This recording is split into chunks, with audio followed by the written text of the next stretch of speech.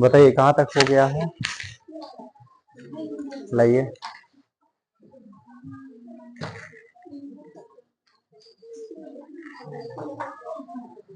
आज आपको बतलाने वाले हैं लेंसों के लिए चिन्ह परिपाटी।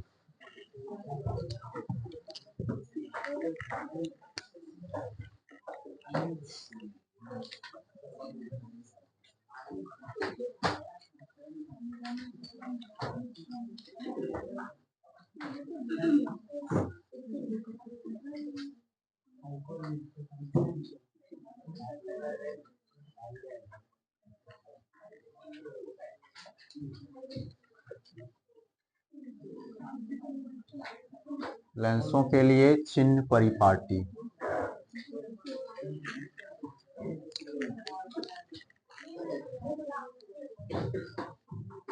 देखिए, आपको पहले ही से ये पता है कि उत्तल लेंस का फोकस दूरी क्या होता है, धनात्मक या ऋणात्मक। उत्तल लेंस का फोकस दूरी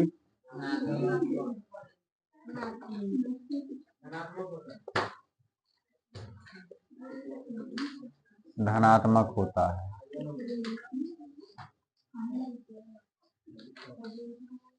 ठीक है।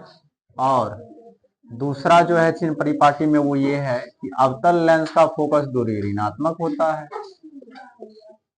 अवतल लेंस का फोकस दूरी ऋणात्मक होता है।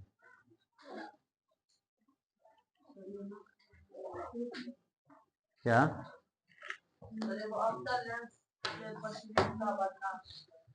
हाँ, तो वो सब कल दुगो पढ़ा दिए ना, तो अब उसी के अनुसार सब है, इसलिए नहीं बतलाया है। दुगो प्रतिबिंब का बनना बतलाया है ना उत्तल लेंस में, तो ऐसे ही सब में बनेगा, इसलिए दुगो पढ़ा कर छोड़ दिए। ठीक है, तो ये हो गया चिन्ह परिपाटी कि उत्तल लेंस का फोकस दूरी धनात्मक होता है और अवतल लेंस का फोकस दूरी ऋणात्मक होता है। ये बात हम आपको समझा भी चुके हैं, एक बार फिर से समझा देते हैं। देखिए, ये है उत्तल लेंस और इसका द्वितीय मुख्य फोकस यहां पर होता है। द्वितीय मुख्य फोकस को ही मेन फोकस कहा जाता है। ये है अवतल लेंस और इसका द्वितीय मुख्य फोकस इस साइड होता है। ठीक है, और यही मुख्य फोकस कहलाता है। तो इसका देखिए, उत्तल लेंस का दाईं ओर है तो धनात्मक हुआ और अवतल लेंस का बाईं ओर है इसलिए ऋणात्मक हुआ। तो यही है इसके चिन्ह परिपाटी में कि उत्तल लेंस का फोकस दूरी धनात्मक होता है और अवतल लेंस का फोकस दूरी ऋणात्मक होता है। बस क्लियर है। ठीक है, उत्तल लेंस का फोकस दूरी और अवतल लेंस का फोकस दूरी, तो चिन्ह परिपाटी क्लियर। ठीक है, चलिए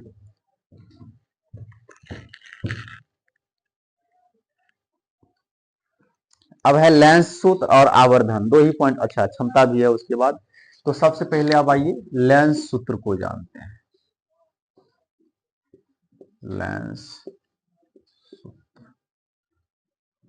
लेंस सूत्र देखिए, लेंस सूत्र होता है 1/v माइनस 1/u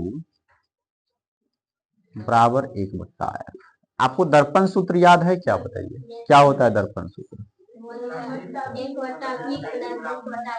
हाँ, बस इतना का ही अंतर है। दर्पण सूत्र में प्लस होता है और लेंस सूत्र में माइनस होता है। ठीक है, एग्जाम में पूछ लेता है।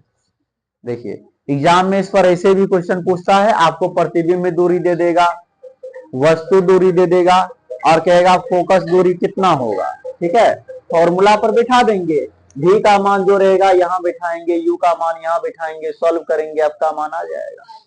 ठीक है, तो इस पर आधारित क्वेश्चन भी पूछा जाता है। अच्छा, यहां बताइए, जहां इस v का मतलब क्या हुआ, प्रतिबिंब दूरी। v का मतलब प्रतिबिंब दूरी, u का मतलब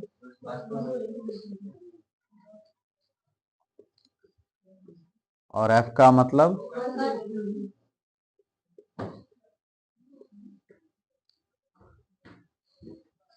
फोकस। ठीक है, अच्छा, एक और बात, यदि आपको अवतल लेंस की बात करेगा तो फोकस दूरी हमेशा निगेटिव में लेंगे, ठीक है, और उत्तल लेंस का बात करेगा तो फोकस दूरी पॉजिटिव में लेंगे, धनात्मक लेंगे। तो सवाल ऐसा एक आपको करके दिखा देंगे लास्ट में, आप अभी करके दिखा दें, देखिए अभी करके दिखा देते हैं। कहाँ है लेंस से?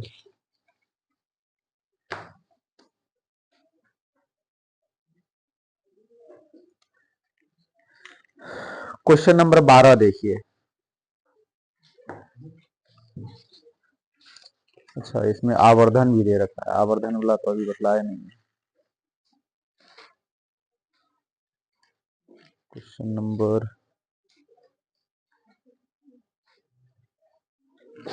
नंबर 8 देखिए, 8।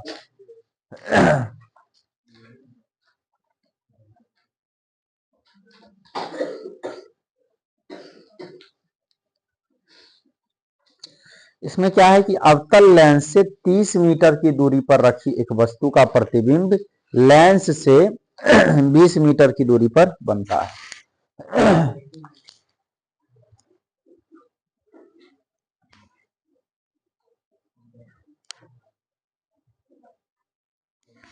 उससे भी पहले का क्वेश्चन देखिए, 7 नंबर, और देखिए क्या सब दिया हुआ है आपको। उत्तल लेंस है, कौन सा लेंस है? उत्तल लेंस। चलिए, उत्तल लेंस से 30 सेंटीमीटर की दूरी पर रखी एक वस्तु, तो U का मान दे दिया कितना? 30।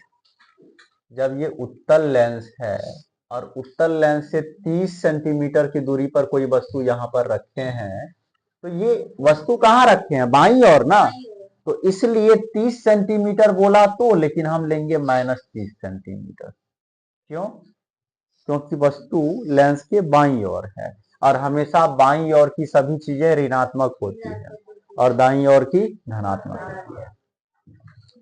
उसके बाद एक वस्तु का वास्तविक प्रतिबिंब लेंस से 20 सेंटीमीटर की दूरी पर बनता है। अब देखिए, प्रतिबिंब कहां बनता है? 20 सेंटीमीटर की दूरी पर। ये क्या हो गया? वस्तु दूरी, ठीक है, और इधर ये क्या हो गया? प्रतिबिंब दूरी। प्रतिबिंब दूरी आपको कितना दे रखा है? 20 सेंटीमीटर। इसे माइनस में क्यों नहीं लिए? क्योंकि ये दाईं ओर है ना। चलिए, अब आपको फोकस दूरी निकालना है, तो चूंकि आप क्या जानते हैं, 1/v माइनस 1/u बराबर 1/f। आपको इसी f का मान चाहिए, ठीक है। तो v का मान दिया हुआ है 20 माइनस u का मान दिया हुआ है -30 बराबर 1/f। माइनस माइनस प्लस, ठीक है। अब देखिए, 20-30 का लघुत्तम 60, तो ये 3, ये 2, 3 2 5/7 बराबर 1/f। कोना कोनी गुना, या 5 से 12 बार में काट दीजिए ना, 5 ही कम 5, अब 5 से 12 बार में 7। f को 1 से गुना करेंगे f, और 12 को 1 से गुना करेंगे, 12 सेंटीमीटर हो जाएगा उत्तल लेंस का फोकस दूरी, जो कि धनात्मक होगा, ऋणात्मक नहीं होगा, ठीक है। चलिए, तो ऐसा ही क्वेश्चन आता है एग्जाम में। u का मान दे देगा, v का मान दे देगा, f का मान कहेगा निकालने के लिए, या u का f का दे देगा, v का कहेगा निकालने के लिए, तो आप इस फॉर्मूला से निकाल सकते हैं। और लेंस सूत्र भी पूछा जाता है कि लेंस सूत्र क्या है, लिखें, तो ऐसे ही लिखेंगे, 1/v माइनस 1/u बराबर 1/f, जहां v बराबर प्रतिबिंब दूरी, u बराबर वस्तु दूरी, f बराबर फोकस दूरी। 2 नंबर का क्वेश्चन आता है, ठीक है। अब देखिए, अब है आवर्धन। आवर्धन आप दर्पण में भी पढ़ चुके हैं, सेम टू सेम वही चीज यहां भी पढ़ेंगे। परिभाषा सब भी सेम रहेगा, फॉर्मूला भी सेम रहेगा। आवर्धन, आवर्धन प्रतिबिंब की ऊंचाई और वस्तु की ऊंचाई के अनुपात को ही आवर्धन कहते हैं। पढ़ा है ना ऐसा ही। प्रतिबिंब की ऊंचाई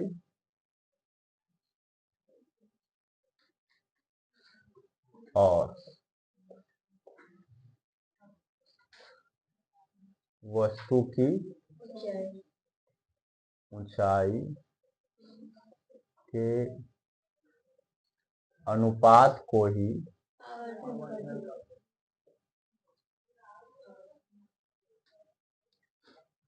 आवर्धन कहने का, और आवर्धन को m से डिनोट किया जाता है, इसे m से सूचित किया जाता है। ठीक है, तो इसका फॉर्मूला क्या हो जाएगा बताइए। m बराबर प्रतिबिंब की ऊंचाई मतलब h डैश और वस्तु की ऊंचाई h। एक तो ये फॉर्मूला हो गया, एक और फॉर्मूला होता है आवर्धन का माइनस v बट्टा यू। इसमें देखिए v बट्टा यू है कि माइनस v बट्टा यू, इसमें प्लस v बट्टा यू है। जबकि दर्पण सूत्र के लिए आवर्धन का जो फॉर्मूला है उसमें माइनस v बट्टा यू है। अब देखिएगा ऐसा ही है शायद, देखिए दर्पण के लिए जो हम आपको आवर्धन का सूत्र लिखाए हैं उसमें माइनस v बट्टा यू है ना, और लेंस के लिए क्या है सीधे प्लस v बट्टा यू। चलिए, तो ये भी चीजें आप समझ गए। अच्छा, m का धनात्मक मान क्या बताता है कि वस्तु आभासी और सीधा बनेगा, मतलब प्रतिबिंब जो होगा वो आभासी और सीधा बनेगा। m का ऋणात्मक मान क्या बताता है कि प्रतिबिंब उल्टा और वास्तविक बनेगा। ठीक है, चलिए अब इसके बाद लास्ट पॉइंट जो है वो है क्षमता, लेंस की क्षमता।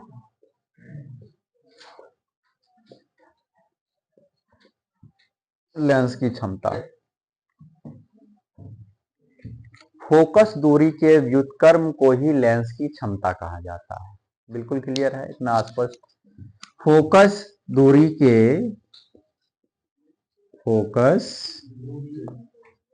के व्युत्क्रम को ही, व्युत्क्रम मतलब उल्टा, व्युत्क्रम को ही लेंस की क्षमता कहते हैं। ठीक है, इसे P से डिनोट किया जाता है, इसे सूचित लिखेंगे, P से सूचित किया जाता है, इसे P से सूचित किया जाता है। ठीक है, फोकस दूरी के व्युत्क्रम को ही लेंस की क्षमता कहते हैं, इसे P से सूचित किया जाता है। अब देखिए फॉर्मूला क्या हो जाएगा, P बराबर 1/f, P बराबर 1/f। P क्या है, लेंस की क्षमता है, F क्या है, फोकस दूरी। ठीक है, चलिए आप ध्यान दीजिएगा कि इसका SI मात्रक, वैसे तो इसका SI मात्रक, इसका SI मात्रक फोकस दूरी को किस में मापा जाता है, मीटर में। फोकस दूरी को किस में मापते हैं, मीटर या सेंटीमीटर में। ठीक है, तो मीटर मान के चलेंगे, तो मीटर यदि नीचे में रहेगा तो ऊपर जाएगा तो मीटर का इनवर्स हो जाएगा, तो इसका मीटर का इनवर्स होता है, या डायऑप्टर भी होता है। डायऑप्टर जिसे डी से डिनोट किया जाता है, हम कॉस्ट में लिख देते हैं डायऑप्टर, डायऑप्टर। ठीक है, तो इसका ऐसा मात्रक मीटर इनवर्स या डायऑप्टर होता है। दोनों बिल्कुल भी नहीं आएगा। ठीक है, कोई एक ही रहेगा हमेशा। तो इसका ऐसा मात्रक मीटर इनवर्स या डायऑप्टर होता है। तो ये भी आप समझ गए। अच्छा, एक और बात कि उत्तल लेंस का क्षमता, जिसे मान लीजिए आपको दे दिया कि P बराबर -3, अब ये क्षमता बोला है -3 डायऑप्टर, आपको ये बताना है कौन सा लेंस है, अवतल लेंस है। क्योंकि देखिए ये एक तो प्लस माइनस होगा नहीं, वो तो एक का एक है, पॉजिटिव है। अब ये प्लस होगा तो पूरा वैल्यू प्लस में आएगा, और ये माइनस होगा तो पूरा वैल्यू माइनस में आएगा। यदि उत्तल लेंस की बात करें तो फोकस दूरी धनात्मक होता है, यानी कि यदि आपको धनात्मक वैल्यू दिया हुआ है तो वो उत्तल लेंस का क्षमता होगा, ये पूछा जाता है ऑब्जेक्टिव में। और यदि आपको ऋणात्मक वैल्यू दिया हुआ है, मतलब फोकस दूरी ऋणात्मक है, माइनस में है, यानी कि अवतल लेंस होगा। ठीक है, तो ये माइनस में है तो सीधा मतलब हो गया कि ये अवतल लेंस का क्षमता है।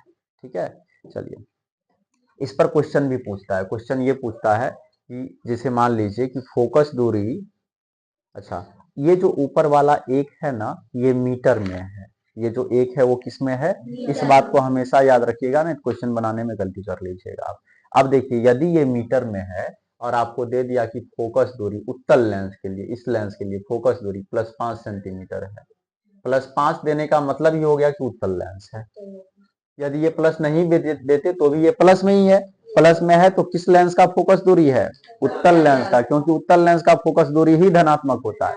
अब f का मान आपको दे देगा एग्जाम में, कहेगा p का मान कितना होगा, तो फॉर्मूला आप क्या जानते हैं? 1/f।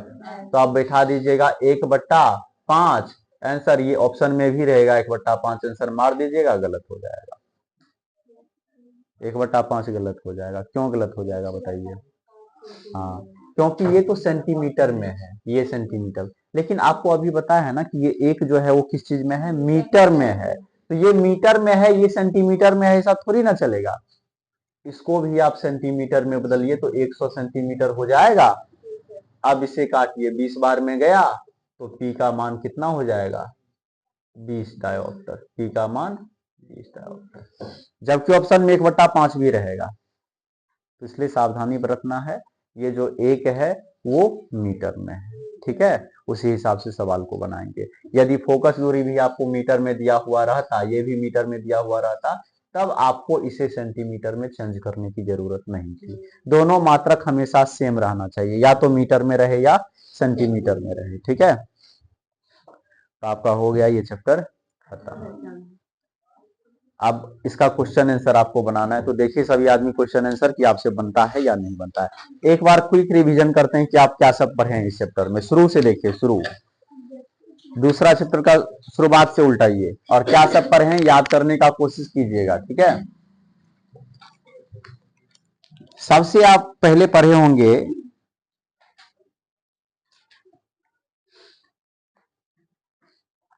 माध्यम के बारे में, कि प्रकाश जिस रास्ते से चलता है वही रास्ता प्रकाश के लिए माध्यम कहलाता है। माध्यम दो प्रकार का होता है, सघन माध्यम और विरल माध्यम, ठीक है। जिसमें कणों की संख्या बहुत ज्यादा होती है, कणों का घनत्व ज्यादा होता है, वो सघन माध्यम होता है। कणों का घनत्व कम होगा तो वो विरल माध्यम, ठीक है। चलिए, प्रकाश जब एक माध्यम से दूसरे माध्यम, अच्छा इसके बाद प्रकाश का चाल पढ़े होंगे आप। प्रकाश का चाल में बताइए कि निर्वात में प्रकाश का चाल कितना होता है? 3 लाख किलोमीटर प्रति सेकेंड। आप बताइए, हवा में प्रकाश का चाल उतना ही होता है, 3 लाख किलोमीटर प्रति सेकेंड। शून्य में प्रकाश की चाल उतना ही होता है, 3 लाख किलोमीटर प्रति सेकेंड। अच्छा, जल में, पानी में प्रकाश की चाल 2,25,000 किलोमीटर प्रति। कभी कभी एग्जाम में किलोमीटर नहीं देकर के मीटर में दिया हुआ रहता है ऑप्शन। आप तो याद करके गए किलोमीटर में कि निर्वात में प्रकाश की चाल 3 लाख किलोमीटर प्रति सेकेंड, वहां पर किलोमीटर प्रति सेकंड में आंसर नहीं रहेगा, मीटर प्रति सेकंड में रहेगा। तो क्या कीजिएगा, किलोमीटर से मीटर में लाने के लिए 3 गो जीरो एक्स्ट्रा बिठाया जाता है, ठीक है। जब भी किलोमीटर से मीटर में आएंगे तो कितना जीरो ज्यादा होगा? क्योंकि 1 किलोमीटर बराबर 1000 मीटर, इसलिए 3 गो जीरो ज्यादा हो जाएगा। तो मीटर में यदि कहिएगा निर्वात में प्रकाश की चाल, तो 3 गुने 10 का पावर 8 हो जाएगा, और इससे 3 गुने 10 का पावर 5 हुआ। 3 लाख का मतलब कितना? 3 गुने 10 का पावर 5। और यदि मीटर में बोलेगा तो 3 गुने 10 का पावर 8, ठीक है। चलिए, अच्छा, कांच में प्रकाश की चाल, बहुत अच्छा। प्रकाश जब एक माध्यम से दूसरे माध्यम में जाती है तो अपने पूर्व पथ से विचलित हो जाती है। प्रकाश के इस घटना को क्या कहते हैं? प्रकाश का अपवर्तन। प्रकाश का अपवर्तन होता क्यों है? चाल में परिवर्तन होने के कारण। प्रकाश का अपवर्तन क्यों होता है? चाल में परिवर्तन होने के कारण। आने वाले किरण को आपतित किरण कहते हैं। आपतित किरण दो माध्यम को अलग करने वाले सतह के जिस बिंदु पर पड़ता है उस बिंदु को क्या कहते हैं? आपतन बिंदु कहते हैं। आपतन बिंदु पर खींचे गए लंब को क्या कहते हैं? अभिलंब कहते हैं, ठीक है। अपवर्तन के बाद जाने वाले प्रकाश की किरण को क्या कहते हैं? अपवर्तित किरण कहते हैं। अच्छा, आपतित किरण और अभिलंब के बीच के कोण को क्या कहते हैं? आपतन कोण। और अपवर्तित किरण और अभिलंब के बीच के कोण को क्या कहते हैं? अपवर्तन कोण। ये सब बात याद है ना आपको? अब बताइए, प्रकाश की किरण जब सघन माध्यम से विरल माध्यम में जाती है तो क्या होता है? अभिलंब की ओर मुड़ जाती है। सघन से विरल में जाएगा तो, जब सघन से विरल में जाएगा तो सघन मतलब पूरा भरा भरा हुआ, अविरल मतलब खाली, ठीक है, तो दूर हट के चलेगा।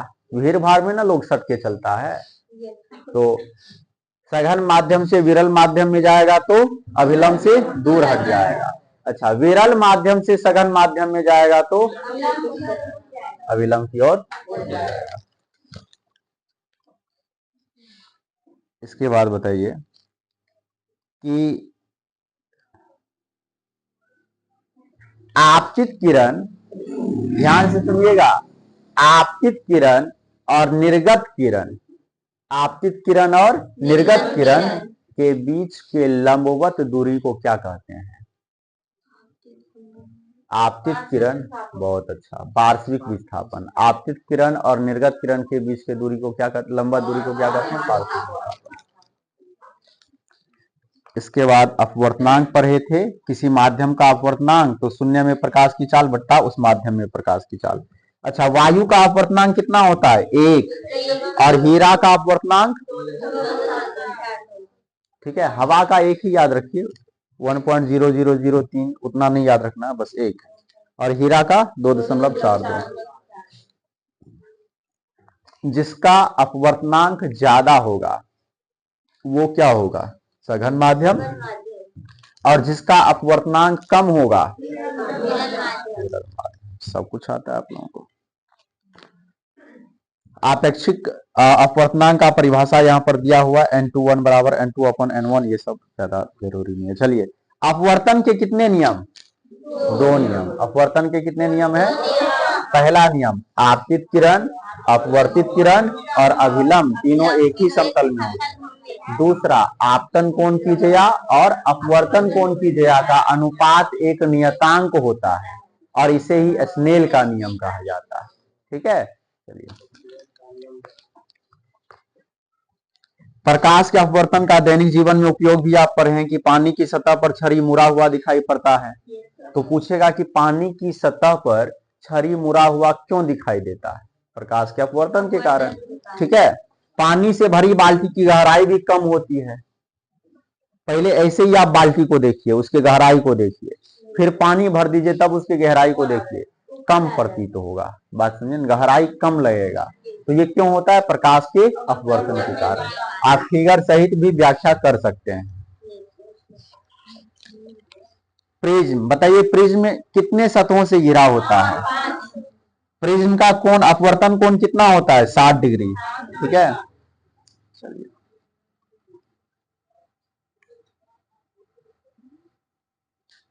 बताइए, पारदर्शक पदार्थ का वह टुकड़ा जो 2 निश्चित ज्यामितीय सतहों से घिरा होता है उसे क्या कहते हैं? लेंस।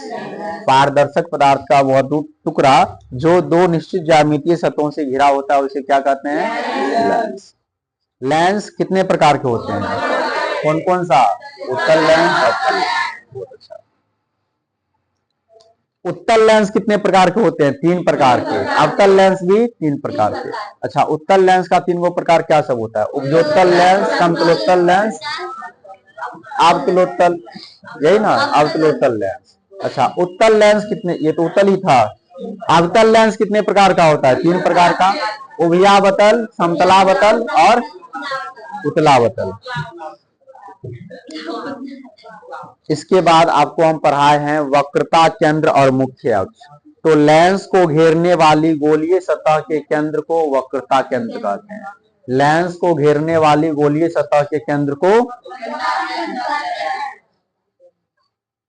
और किसी लेंस का मुख्य अक्ष और वक्रता केंद्रों को मिलाने वाली रेखा को क्या कहते हैं? मुख्य अक्ष। वक्रता केंद्रों को मिलाने वाली रेखा को क्या कहते हैं? मुख्य अक्ष कहते हैं।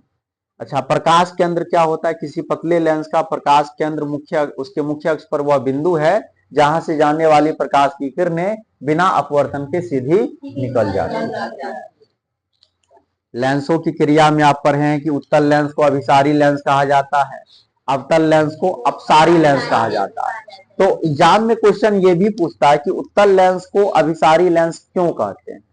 क्योंकि उत्तल लेंस अपने से होकर के गुजरने वाले प्रकाश की किरणों को अभिसरित करता है, इसलिए उत्तल लेंस को अभिसारी लेंस कहते हैं। और अवतल लेंस अपने से गुजरने वाले प्रकाश की किरणों को अपसारित करता है, इसलिए अवतल लेंस को अपसारी लेंस कहते हैं। ठीक है, चलिए इसके बाद फोकस दूरी लेंस में दो फोकस होता है, एगो प्रथम मुख्य फोकस होता है और एगो द्वितीय मुख्य फोकस होता है।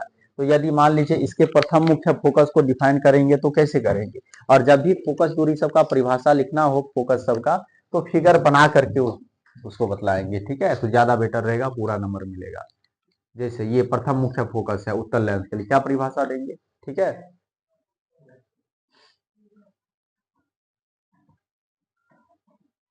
तो प्रथम मुख्य फोकस लेंस के मुख्य अक्ष पर, उत्तल लेंस के मुख्य अक्ष पर वह बिंदु है जिससे होकर के आने वाले प्रकाश की किरणें लेंस से अपवर्तन के बाद मुख्य अक्ष के समांतर हो जाती है। प्रथम मुख्य फोकस क्या है? उसके मुख्य अक्ष पर वह बिंदु है जहां से गुजरने वाली प्रकाश की किरणें लेंस से अपवर्तन के बाद मुख्य अक्ष के समांतर हो जाती है, उसे ही प्रथम मुख्य फोकस कहते हैं। द्वितीय मुख्य फोकस किसे कहेंगे? मुख्य अक्ष के समांतर आने वाली प्रकाश की किरणें लेंस से अपवर्तन के बाद जिस बिंदु से गुजरेगी उसे द्वितीय मुख्य फोकस कहते हैं। ठीक है, उसी तरह इसमें ये होता है F1 और ये होता है F2। तो F1 क्या होगा बताइए? मुख्य अक्ष के समांतर आती प्रकाश की किरणें लेंस से अपवर्तन के बाद जिस बिंदु से आती हुई प्रतीत होगी। F1 जो है, F1 मुख्य अक्ष पर वह बिंदु है जिसके दिशा में आने वाली प्रकाश की किरणें लेंस से अपवर्तन के बाद मुख्य अक्ष के समांतर हो जाती है, उसे कहते हैं प्रथम मुख्य फोकस अवतल लेंस का। और द्वितीय मुख्य फोकस क्या होगा? क्या ये किधर जा रहा था? फोकस के दिशा में जा रहा था, लेकिन लेंस से अपवर्तन होकर के मुख्य अक्ष के समांतर हो जाएगा। जाना इधर ना था, ऊपर चला गया, सीधा आएगा तब ना इधर चला जाएगा। ठीक है, चलिए अच्छा, वो उधर कैसे हो गया? F1 होता ही है इसमें, आपको पहले ही बताया ये सब बात। ये उत्तल लेंस में F1 इधर F2 इधर होता है, जबकि अवतल लेंस में F2 इधर होता है F1 उधर होता है। ठीक है, अब F2 को कैसे परिभाषित करेंगे बताइए? तो मुख्य अक्ष के समांतर आती प्रकाश की किरणें, देखिए मुख्य अक्ष के समांतर आती प्रकाश की किरणें लेंस से अपवर्तन के बाद जिस बिंदु से आती हुई प्रतीत होती है उसे ही द्वितीय मुख्य फोकस कहते हैं। ठीक है, चलिए इसके बाद, और द्वितीय मुख्य फोकस जो ये होता है यही मेन फोकस होता है, मुख्य फोकस यही कहलाता है। ठीक है, चलिए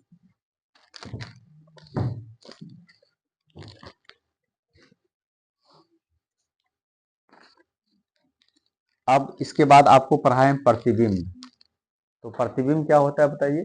किसी बिंदु स्रोत से आती प्रकाश की किरणें लेंस से अपवर्तन के बाद जिस बिंदु से आती हुई जिस बिंदु से पर मिलती है या जिस बिंदु पर मिलती हुई प्रतीत होती है उसे उस बिंदु स्रोत का प्रतिबिंब कहते हैं। प्रतिबिंब दो प्रकार का होता है, वास्तविक प्रतिबिंब और आभासी प्रतिबिंब। ठीक है, वास्तविक प्रतिबिंब किसे कहते हैं? किसी बिंदु स्रोत से आती हुई प्रकाश की किरणें लेंस से अपवर्तन के बाद जिस बिंदु पर मिलती है उसे वास्तविक प्रतिबिंब कहते हैं।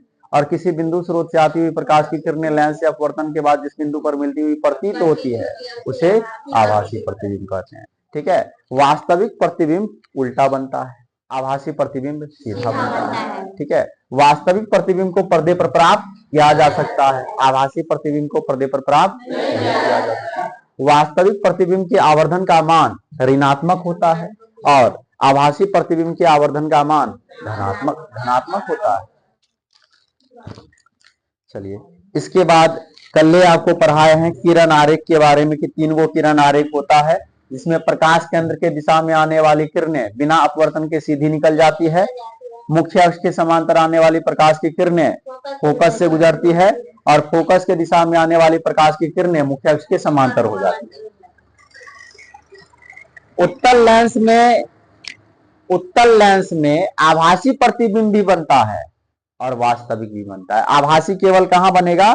जब वो फोकस और लेंस के बीच में हो, तब आभासी प्रतिबिंब बनेगा, नहीं तो सभी जगह वास्तविक प्रतिबिंब बनेगा।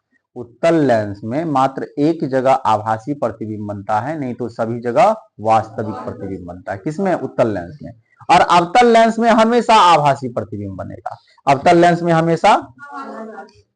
ठीक है,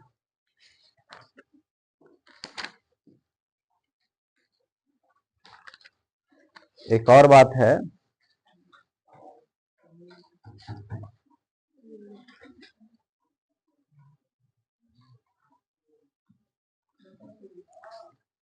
उत्तल लेंस में वस्तु को कहां रखेंगे तो प्रतिबिंब का आकार वस्तु के आकार के बराबर बनेगा? तो 2f1 पर, ये बात याद रखिएगा, 2f1 पर रखेंगे तो प्रतिबिंब बनेगा 2f2 पर, उल्टा बनेगा लेकिन आकार में बराबर होगा।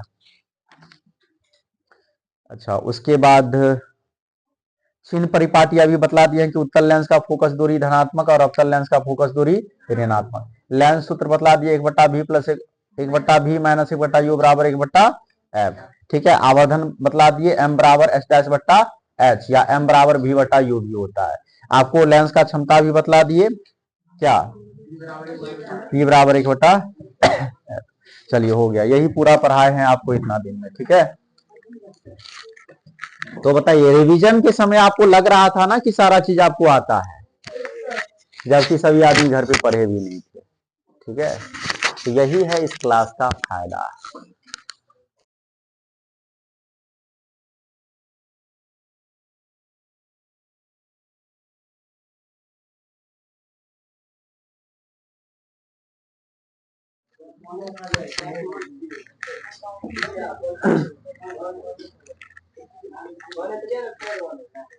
हाँ, चलिए ध्यान दीजिए, आप लोग अब क्वेश्चन आंसर देखिए जो कि आपको बना करके लाना है, अच्छे से ध्यान से देखिएगा। हाँ हाँ, तो ये मंडे को बना कर लाइएगा।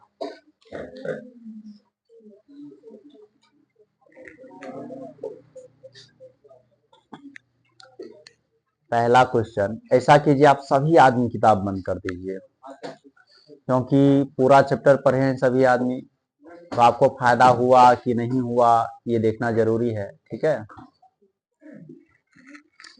सभी आदमी बंद रखेंगे और जिसको जवाब आएगा वो जवाब देगा।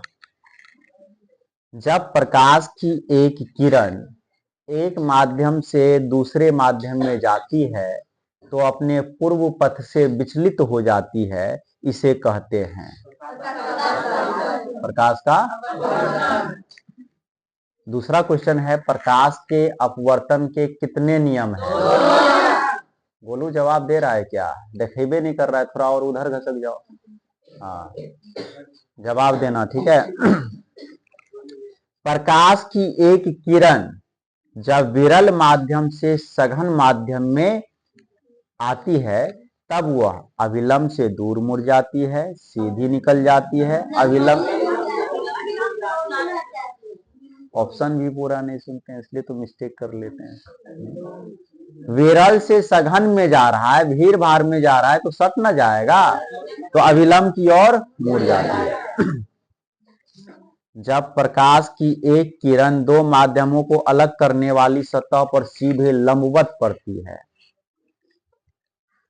तो क्या होता है? प्रकाश, अच्छा, अविलंब से दूर मुड़ जाती है, बिना मुड़े सीधी निकल जाती है, अविलंब की ओर मुड़ जाती है, 7 रंगों में सीधे निकल जाती है। जब लंबवत पड़ेगा तो सीधे निकल जाएगा। पानी से भरी बाल्टी की गहराई कम मालूम पड़ने का कारण क्या है? हाँ, प्रकाश के अपवर्तन के कारण। जब प्रकाश एक माध्यम से दूसरे माध्यम में जाती है तब अपवर्तन होता है। क्यों होता है? 4 को कारण है, ध्यान से सुनिएगा, उसमें से कौन सा सही है? प्रकाश की चाल में परिवर्तन होने के कारण, प्रकाश की चाल में परिवर्तन नहीं होने के कारण, प्रकाश के रंग में परिवर्तन होने के कारण, इनमें से कोई नहीं। चाल में परिवर्तन होने के कारण। सघन माध्यम से विरल माध्यम में प्रवेश करने पर आपतन कोण तथा अपवर्तन कोण में क्या संबंध होता है? जब सघन माध्यम से विरल माध्यम में जाएंगे तो आपतन कोण और अपवर्तन कोण में क्या संबंध होगा? दोनों कोण बराबर होगा। आपतन कोण बड़ा होगा, अपवर्तन कोण बड़ा होगा, कोई निश्चित नहीं, बिल्कुल नहीं, दोनों कोण बराबर परावर्तन में होता था, अपवर्तन में नहीं होता है। देखिए जो बातें कही गई उसको हम आपको यहाँ पे दिखाते हैं। ये दो माध्यम को अलग करने वाला सतह है, ठीक है, और कहां से कहां प्रकाश जा रहा है, किस माध्यम से किस माध्यम में, सघन माध्यम से विरल माध्यम में, ये सघन माध्यम है, ठीक है। तो मान लीजिए प्रकाश की किरणें ऐसे आ रही थी, तो ये क्या है, अभिलंब है ना, अभिलंब। तो ये सघन माध्यम, यदि सघन से विरल माध्यम में जाएगा तो जाना तो ऐसे चाहिए, लेकिन दूर हट के जाएगा ना, सघन से विरल में आएगा तो अभिलंब से दूर हट जाएगा, ऐसे अभिलंब से दूर हट जाएगा। तो यहाँ का कोण देखिए और यहाँ का कोण देखिए, ये हुआ आपतन कोण और ये हुआ अपवर्तन कोण, तो कौन बड़ा हुआ, अपवर्तन कोण बड़ा हुआ, ठीक है। जब प्रकाश की किरण हवा से कांच के प्रिज्म की अपवर्तक सतह से होकर के निकलती है, दूसरे अपवर्तक सतह से होकर बाहर निकलती है, तब वह मुड़ जाती है प्रिज्म के, ये प्रिज्म के आधार की ओर याद ही रखिएगा, ठीक है। किसी बिंदु वस्तु से निकल करके किरणें किसी लेंस से अपवर्तित होकर के जिस बिंदु पर मिलती है उसे क्या कहते हैं, किसी बिंदु वस्तु से निकल करके जो किरणें हैं वो जहां पर मिलती है उसे क्या कहते हैं, प्रतिबिंब बिंदु कहते हैं, ठीक है। निम्नलिखित में से किसका उपयोग लेंस बनाने के लिए नहीं किया जा सकता है, ध्यान से सुनिएगा, किसका उपयोग लेंस बनाने के लिए नहीं किया जा सकता है, पहले सुनिए तो। प्लास्टिक, लकड़ी, कांच, इनमें से कोई नहीं, लकड़ी का उपयोग होता है लेंस, हो सकता है, इसमें ये ना बोला है कि नहीं किया जा सकता है प्रयोग, तो प्लास्टिक का प्रयोग किया जा सकता है, लकड़ी का प्रयोग किया जा सकता है। अब कोई कहेगा हम लकड़ी वाला डंटी लगाएंगे तो उसको मना कर देंगे, क्या लगा सकता है, कांच लगा सकता है, तो इनमें से कोई नहीं होगा। हालांकि इसमें ऑप्शन ये सब था, प्लास्टिक, लकड़ी, मिट्टी और कांच, तो मिट्टी नहीं होगा, मिट्टी का उपयोग लेंस बनाने के लिए मिट्टी का उपयोग नहीं होता, ठीक है। तो पहले ही जवाब दे दिया इसलिए बदलना पड़ गया। सुनिए, निम्नलिखित में से कौन किसी वस्तु का वास्तविक प्रतिबिंब बना सकता है, वास्तविक प्रतिबिंब कौन बना सकता है, कांच की समतल पट्टी, अवतल, कांच की समतल पट्टी है उसमें तो प्रकाश ही आर पार हो जाएगा, प्रतिबिंब थोड़ी ना बनेगा, नहीं प्रकाश आर पार होगा तो प्रतिबिंब तो बनेगा, लेकिन समतल पट्टी है उससे नहीं। अवतल लेंस, उत्तल लेंस, इनमें से कोई नहीं, उत्तल, उत्तल लेंस दोनों प्रकार का प्रतिबिंब बनाता है, आभासी भी और वास्तविक भी, लेकिन सिर्फ आभासी का बात करेगा तो अवतल लेंस, लेकिन दर्पण में इसका उल्टा होता है, ध्यान रखना पड़ेगा, उसमें अवतल लेंस जो, अवतल दर्पण जो होता है दोनों प्रकार का प्रतिबिंब बनाता है, और उत्तल दर्पण केवल आभासी प्रतिबिंब बनाता है। किसी माध्यम के अपवर्तनांक का मान क्या होता है, साइन आई बट्टा साइन आर, साइन आर बट्टा sine I, sine I plus sine R, sine I गुने साइन आर, साइन आई बट्टा साइन आर, उसे ही तो स्नेल का नियम कहते हैं। प्रकाश एक माध्यम से, सुनिए, प्रकाश एक माध्यम से जिसका अपवर्तनांक n1 है, दूसरे माध्यम में जिसका अपवर्तनांक n2 है, यदि आपतन का कोण I है तथा अपवर्तन का कोण R है, तो साइन I बट्टा साइन R बराबर होगा n2 बट्टा n1 के फॉर्मूला के बेस पर याद रखिएगा। उसके बाद है कि किसी द्रव में रखे हुए कांच के आयताकार स्लेब से होकर के किरणों के पथ नीचे चित्र 2.40 में दिखाए गए हैं, कांच का अपवर्तनांक 1.5 है, तो द्रव का अपवर्तनांक कितना होगा। देखिए इसमें आपको क्वेश्चन समझाना पड़ेगा, तब आप जवाब, निश्चित रूप से आपको इसका कॉन्सेप्ट पता है, आप जवाब दे सकते हैं, क्वेश्चन समझना पड़ेगा उसके लिए।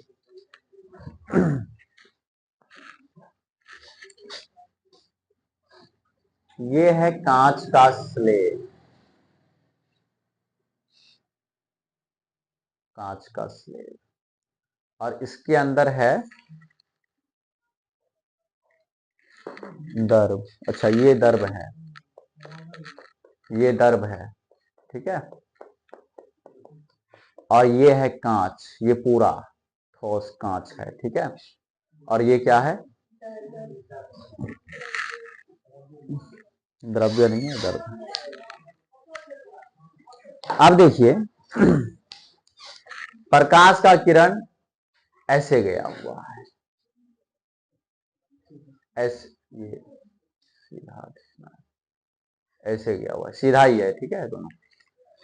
अब इसमें पूछा है कि यदि कांच का अपवर्तनांक 1.5 है तो द्रव का अपवर्तनांक कितना है, बताइए क्यों?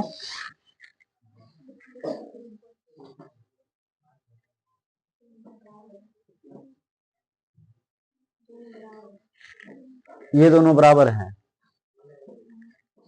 क्या बराबर है? द्रव का भी अपवर्तनांक 1.5 होगा, ये तो सही आंसर है, लेकिन क्यों होगा? कारण ये है क्योंकि यदि अपवर्तनांक अलग अलग होता तो प्रकाश सीधा नहीं जाता, अपने रास्ते से विचलित हो जाता, मुड़ जाता। क्योंकि यदि ये कम होता तो ये विरल माध्यम हो जाता, ये सघन माध्यम हो जाता, तो प्रकाश अपने पूर्व पथ से विचलित हो जाती ना, थोड़ा टेढ़ा मेढ़ा हो जाता प्रकाश का किरण थोड़ा भी टेढ़ा मेढ़ा नहीं हुआ, इसका मतलब ये हुआ कि दोनों का अपवर्तनांक बिल्कुल सेम है। सरल सूक्ष्मदर्शी में किसका उपयोग किया जाता है? सूक्ष्मदर्शी यंत्र जो होता है उसमें किसका उपयोग होता है? उत्तल लेंस का, ठीक है। उत्तल लेंस किनारे की अपेक्षा बीच में मोटा होता है, बीच की अपेक्षा किनारों पर मोटा होता है, की मोटाई सभी जगह समान होती है, कोई सही नहीं है। उत्तल लेंस में क्या होता है? किनारे की अपेक्षा बीच में मोटा होता है। ये क्वेश्चन अभी थोड़ी देर पहले आपको बतलाए थे, ठीक है, इसलिए ध्यान से सुनिएगा। किसी उत्तल लेंस के सापेक्ष कोई वस्तु का किस स्थान पर रखा जाए कि उसका प्रतिबिंब वास्तविक उल्टा तथा बराबर आकार का प्रतिबिंब बने? 2f1 पर। इसमें ऑप्शन ये है कि लेंस तथा फोकस के बीच, फोकस पर, फोकस दूरी से दुगुनी दूरी पर, अनंत पर, क्या होगा? उसे ही ना 2f1 कहते हैं। क्वेश्चन नंबर 18 है, उत्तल लेंस से जब वस्तु फोकस एवं लेंस के बीच रखी जाती है तब कैसा प्रतिबिंब बनता है? जब वस्तु फोकस और लेंस के बीच में रखेंगे, उत्तल लेंस में जब वस्तु को लेंस और फोकस के बीच में रखेंगे तो प्रतिबिंब कैसा बनेगा? आभासी बनेगा। आपको बतलाए थे कल है, ठीक है। तो काल्पनिक और सीधा, आभासी को ही काल्पनिक कहते हैं। काल्पनिक और, एक उत्तल लेंस से 30 सेंटीमीटर की दूरी पर एक वस्तु रखी गई है तो u का मान -30 हो गया। लेंस से उतनी ही दूरी पर वास्तविक प्रतिबिंब बनता है, उतना ही दूरी पर वास्तविक प्रतिबिंब बन रहा है, तो लेंस की फोकस दूरी कितनी होगी? 15 होगा।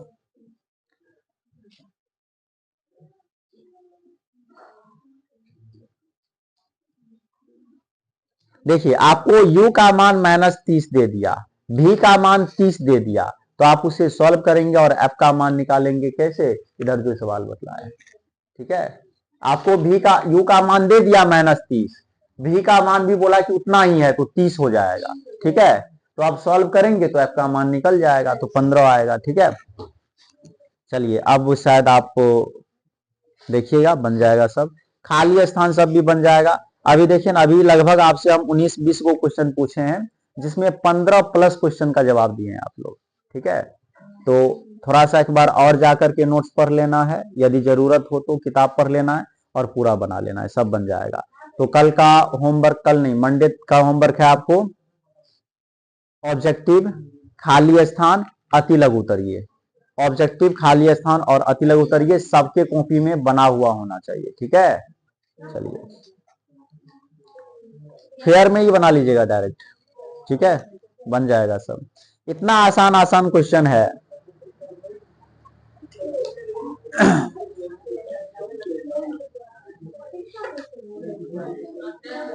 एगो 39 नंबर क्वेश्चन है, सुनिए, अति लघु उत्तरीय का 39 नंबर सबसे लास्ट क्वेश्चन।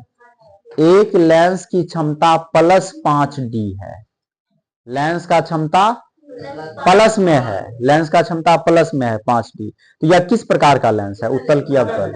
उत्तल है। यदि पॉजिटिव है तो उत्तल हुआ। ठीक है, चलिए। तो जब आपको सबसे लास्ट वाला आता है तो पहले का काहे नहीं आएगा, सब बन जाएगा। ठीक है, तो अति लघु उत्तरीय तक बना करके लाना है। उसके बाद अपने लोगों का अगला क्लास जो इसमें स्टार्ट होगा वो नेत्र के बारे में पढ़ेंगे। वो देखिए फोटो बना हुआ है। ठीक है, नेत्र, यही आंख के बारे में पढ़ेंगे। हाँ, टेस्ट फी, हाँ जमा करवाइए टेस्ट फी।